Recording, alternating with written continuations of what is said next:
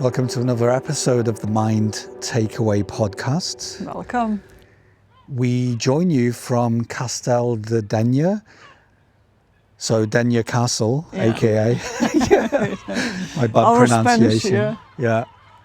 And as you can hear in the background, we are clearly on the coast. There's a gaggle of seagulls everywhere, gaggle. So what do we want to talk about today, Mira? Yeah, today the topic is people pleasing and why we do that, why humans do that, and why is it actually opposite from what we want to achieve, and how that affects teams and growth of people in our teams. Yeah, and the reason we mention this topic is because when we work with leaders, it's quite common when you lack the experience that to build relationships, it might look like it makes sense to please people. And even though, they might have been acting in a dysfunctional way or not the kind of behavior that you want as a leader or, conducive to having a good team atmosphere, you kind of let it slide because you think that if you tackle or, give feedback about said behavior, it might damage your relationship with that individual. And also to kind of curry favor, you just go with the flow and you don't question any behavior. So one of our favorite questions, you probably heard us mention in the podcast quite often, we coach coaches and we quite often say to them, you can say in a non-judgmental way, what do you mean by that? If they're, questioning your judgment or your authority. And not that that's a bad thing, because actually if a team's got good, high psychological safety, they should be questioning you because, we're not impervious to making mistakes. But what we're talking about here is when people just avoid the obvious, and the team will know that. So for example, if it's in a group context and someone's clearly behaving in a way that you should probably, say something, whether it's straight away or give them feedback after the meeting, and you just ignore it because you think that if you tackle that behavior, your relationship will change in a negative way. Yeah, or if you ask some questions that might be uncomfortable, or if you ask some questions that might be uncomfortable for you. So basically what is happening is that we think that people pleasing and making other people feel good all the time is good for relationship, and then it can be even a personal relationship, private relationship, or in business context. We think we do that to keep other person happy, because when they're happy, they're performing better, they're not causing problems, they are a better person. Or because we are not feeling safe, for example, or because we are not feeling safe to tell anything. So basically, when we are avoiding giving feedback or talking about certain things that might be uncomfortable for the other person, we are not doing that for them. It is not beneficial for them. It is actually beneficial for us in that moment. It keeps us in feeling comfortable. It's keeping us in a comfort zone, but it actually doesn't do anything for the growth of that person or betterment and growth of the team. Yeah, and usually this kind of behavior feels safe. You kind of regress to what you know, your limited beliefs in the moment. And for coaches and leaders to step up and to learn a different way or different approach, it's to put yourself in a situation where, as Mira said, it is uncomfortable, because if you're challenging behavior or asking questions, sometimes you might not like the answer, or you might not know how to answer, or you might not have an answer, which is completely fine. People aren't expecting you to know everything. So if you ask a question, it's okay not to know. If someone responds and you're like, wasn't expecting that response, you can just say that. You can say, I'll come back to you, or okay.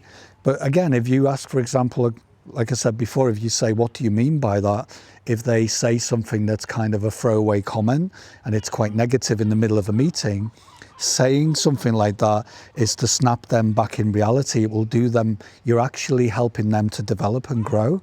And later on, they will appreciate it, even though in the moment they might react with a bit of shock and like, whoa, I'm being challenged. But you're doing it in a positive way. And remember that everything wow, it's getting quite loud, the seagulls. Everything we share with you it's all about intentionality. So when you challenge someone, you're not challenging them to be more powerful than them or control them. You're challenging them to be able to spot their own behavior. You're allowing them the opportunity to gain more awareness around what they're saying. So if they say something that's quite negative and it's having an impact on the team, when you say, what do you mean by that? You're giving them an opportunity for growth. And if you say that with that kind of intentionality, although it might feel really uncomfortable and you have to be a bit brave with it, it's actually helping the team, it's helping that individual. And remember, me included, everyone we'd ever met, if you label yourself as a human, we all say throwaway things. We all might have a knee-jerk comment or react or misbehave. It happens.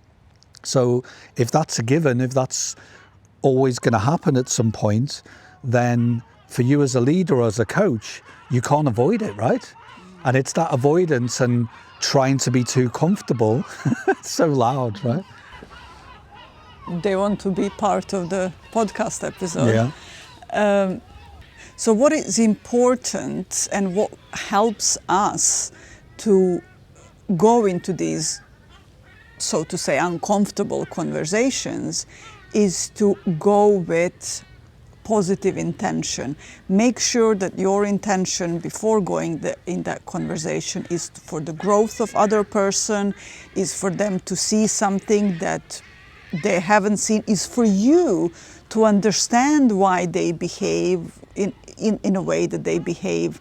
So none of it is for you to practice power, is for you to tell them off, is for you to show your frustration or any of these things. It is for growth. So you have to have a positive intention.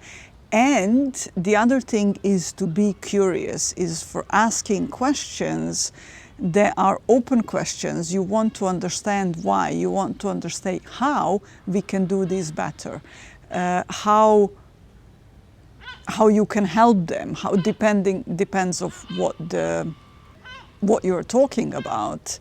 So positive intention and curiosity with as many open-minded questions as possible, and try to make sure that you are not assuming things. Never assume that they're behaving like this because of that you think, or you always have to make sure that you do understand why, and this is why you're asking open questions.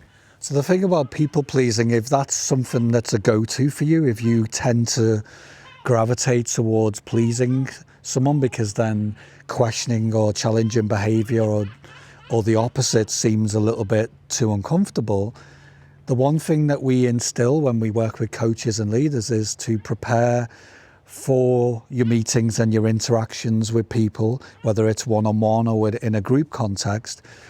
So if you are more leaning towards your go-to to make yourself feel comfortable is just to pacify them and to make them happy, then you just need to prepare yourself. So, okay, if that's my go-to way of my normal default way of behaving, when does that happen? When you're challenged or when someone misbehaves, does that gravitate you more towards trying to please them and, avoiding the situation? And if that's the case, it's just think, okay, well, what could I do that's differently? And like we said, you can challenge that behavior, you can ask them questions, or you can politely say to the person, look, I don't think that's useful now. We're talking about this topic. Can you park that? And we'll have a chat afterwards. There's many ways to deal with it. Yeah, the only the only reason why we don't deal with it in different ways is because we are not used to it. It's something that we didn't learn in our own families. And also because of this uncomfortable feeling, the moment we feel uncomfortable, we go back to our behavior that is comfortable, and that means people pleasing and saying nothing and do everything in order to feel comfortable, in order to not challenge the situation or the person.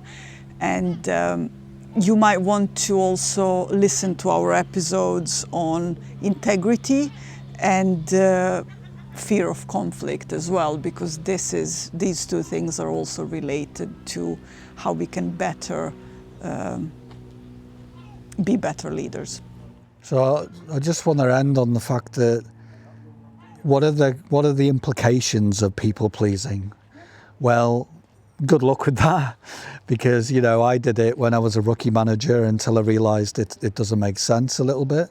So the implications, what kind of damage can you do by people pleasing and trying to pacify behaviour, is that it's never enough. So if a person realizes that you will do anything to please them, then they might start acting more erratically. Their behavior might become more toxic, or they'll keep asking for more and more to the point where you just can't do anything. And remember that we cannot make someone happy. Only a person themselves can make themselves happy. And their happiness is more likely to generally be modulated in a more positive way if you actually challenge their behavior, because we're not aware in the moment if we're having a detrimental impact. So they might actually thank you after the fact in your one-to-one because you stepped in and you were a good leader and you were actually coaching them. So I hope this has been useful. I mean, we could have went in many directions with this. And again, if you want to go deeper, let us know. If you've got any further questions about this topic, we're more than happy to explore it. And if you want to be developed or coached or be trained to deal with this, because it's definitely a common thing. I mean, in terms of people pleasing, it comes up often with clients. So don't worry if you are gravitating towards that kind of behavior, because it's quite natural to do that. And the good news is there's a solution. So yeah, thanks for listening. Thank you. See you next time. Bye. Bye.